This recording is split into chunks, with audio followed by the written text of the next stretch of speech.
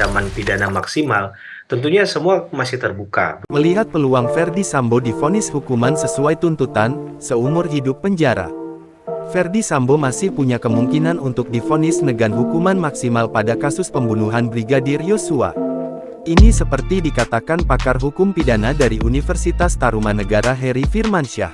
Menurutnya, tidak ada pihak yang bisa menerka mengenai vonis yang akan dijatuhkan oleh hakim.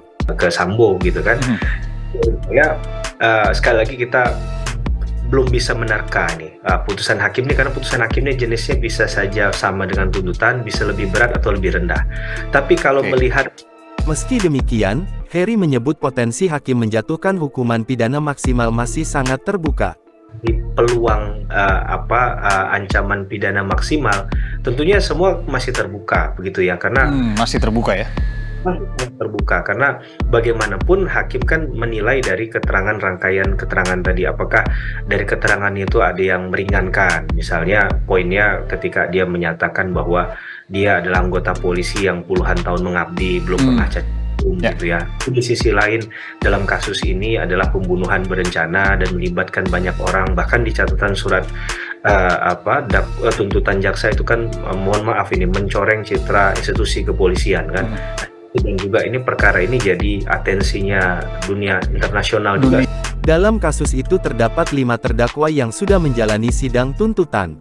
Mereka adalah Richard Eliezer, Baradae, Ferdy Sambo, Putri Chandrawati, Ricky Rizal, dan Kuat Maruf.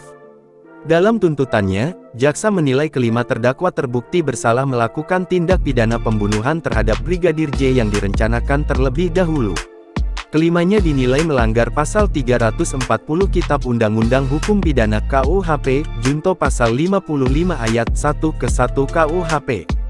Adapun dalam kasus ini, Richard Eliezer dituntut 12 tahun pidana penjara oleh Jaksa Penuntut Umum (JPU). Richard dianggap sebagai eksekutor penembak Yosua. Sementara, Ferdy Sambo dituntut pidana penjara seumur hidup. Kemudian, Putri Chandrawati, Kuat Maruf, dan Ricky Rizal dituntut 8 tahun pidana penjara. Jangan lupa subscribe, share, komen, dan like ya!